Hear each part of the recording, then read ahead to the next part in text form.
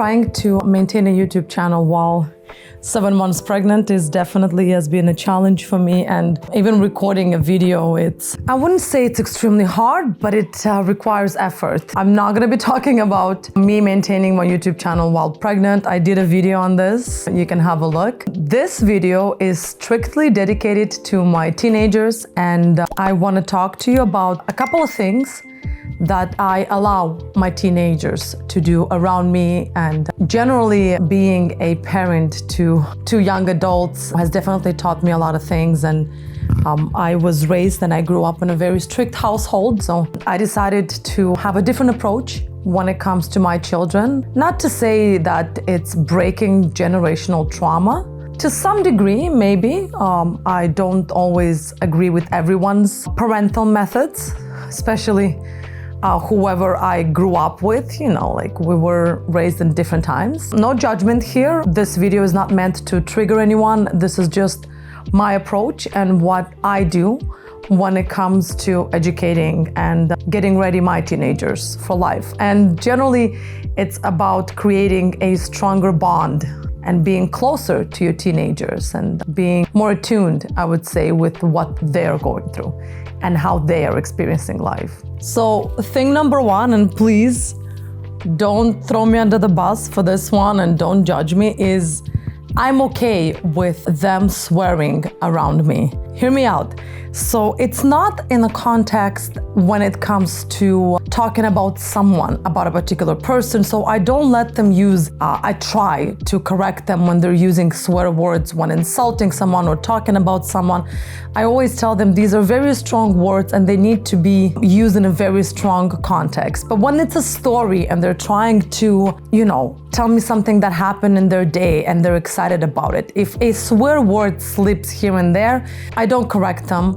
It doesn't bother me. These are called house words for us. And I really did learn that if your teenagers are comfortable enough to swear in front of you, that means they trust you, you are their comfort person, and they feel like they can relax and not necessarily be always in control of what comes out of their mouth. Because we always educate them to be proper and to be well-spoken and to treat everyone with respect. But when it comes to being at home, I really want them to be able to relax, to be in their element. And if they are telling a story and a swear word was slipped here and there, I never correct them.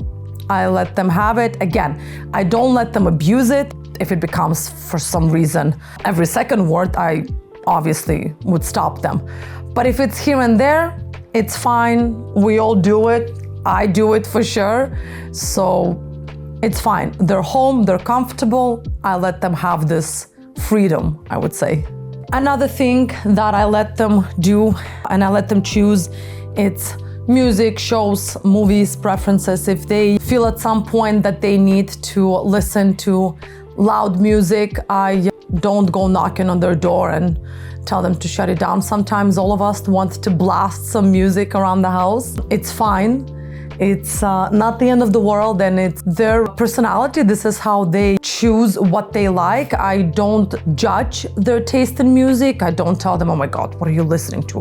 Or what are you watching? I'm always curious. I'm asking them, why do you like this particular music? What interested you in this particular show? Sometimes I would even sit and watch an episode or two, just to kind of get an idea what they're into and what they're watching, what goes into their mind. It's really important, just like we are doing our best to curate what goes into our mind, it's good to know what goes into your teenager's mind as well.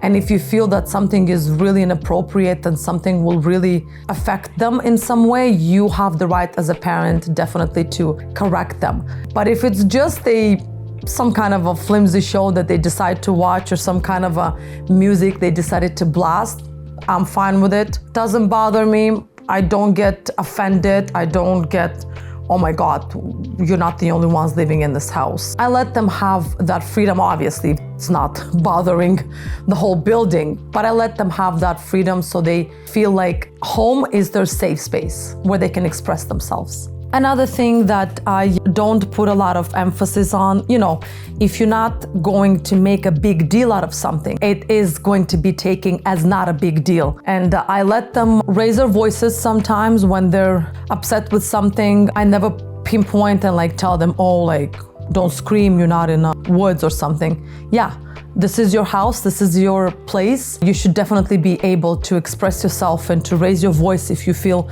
upset with something, or to cry, or to laugh, or to jump around. This is the time that our true personality, when we are young adults, when we are teenagers, it's coming out. Besides the fact that it's been building up to this point, I feel like teenagers are being shamed by their parents, unfortunately, way too much into what they wear, what kind of music they listen, what kind of friends they have. And at some point I decided that I'm not going to be that kind of a parent. I'm going to let them evolve into that personality and not feel embarrassed to dance in front of me, not feel embarrassed to cry or to raise their voice or to be upset with something or to be happy about something and to jump around. I don't want them to diminish their emotions for my comfortability, because my emotions were diminished when I was a teenager, when I was a child. So whatever they want to express, they can go ahead and do it. It's fine. I can take it.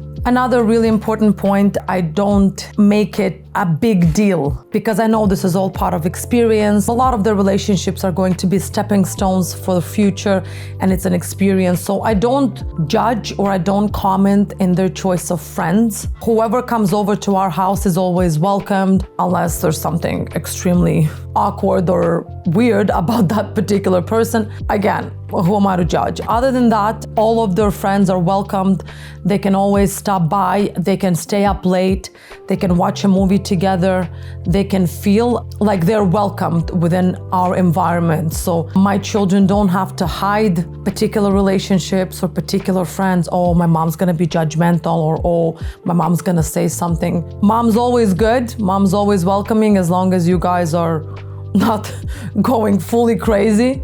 It's fine. I was a teenager and I was always so upset when my parents wouldn't let me bring friends over. And I was thinking back at that age, I'm like, when I'm gonna have my children, I'm gonna let them have sleepovers, bring friends over, watch a movie, make popcorn, make some food together. This is how they socialize. And because we immigrated to a new country, it's been a bit of a challenge for my teenagers in particular to get adjusted, to make friends. So if they're comfortable enough to bring their friends into their space and our house, our home, then so be it. I want them to feel comfortable. I want to see who they socialize with. I want to get to know people they surround themselves with. It's very important for their development, for their social skills. It's important. And you can always, as a parent, I know you kind of feel the need to always comment and say, yeah, I kind of didn't get the vibe of that person.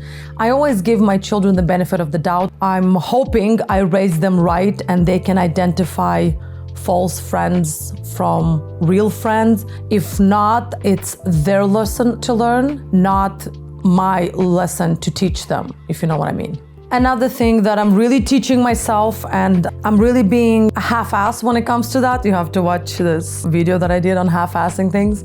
I don't necessarily expect of the room to be squeaky clean. If they're hanging out or they had people over and the room is not clean, or they left on vacation, or they left somewhere for the weekend and they left a messy room, I'm always gonna clean it up, and I'm not gonna necessarily comment. I might say, listen, maybe when you go, make sure you just put your things away, or just tell me, Mom, listen, I'm sorry, I didn't have time to tidy up. I'll do it when I'm back. Again, I'm always thinking that I raised them right and they know how important it is to have a tidy space.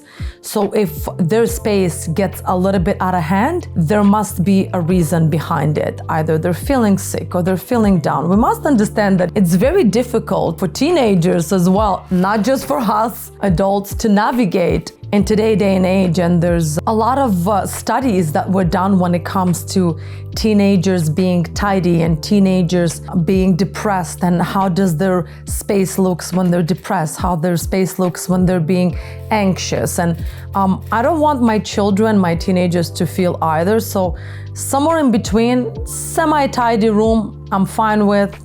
as long as, there's no pile of clothes somewhere. We've all been there. We've all had to run out of the house and go and meet some friends, or passed out on the couch watching a movie or in our bedroom. So give your children a break, and they're going through life and they're learning things just as you are. This is their first time being teenagers, and we should really approach their experience with much more empathy and grace. Okay, just one last thing is, I really don't care how my teenagers dress, what's their style. Before you throw me under the bus, obviously I'm not gonna let them leave the house looking like bums.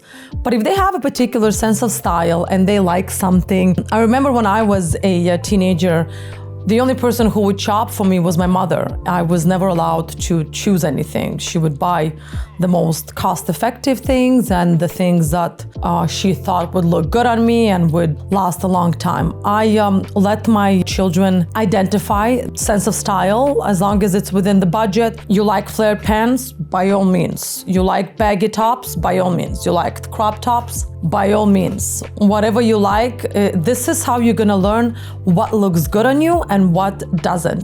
Also, boy, your eyelashes are literally gonna fall out. Yo, like, why are you violating me? If I'm always gonna impose my opinion, my sense of style, they're never gonna develop into full functioning adults. And funny enough, it starts with little things. Let them make their own decisions. Let them decide what they like and what they dislike. If something is really off, then obviously, don't just watch them. Just say, you know what, maybe you should look more in the mirror before you leave the house. But other than that, whatever they want to wear, whatever makes them feel comfortable, whatever they feel confident in it, so be it. Please do comment if you're raising teenagers. How do you navigate these turbulent waters? What rules and regulations you have at home? How is it working for you? And I will see you in my next video.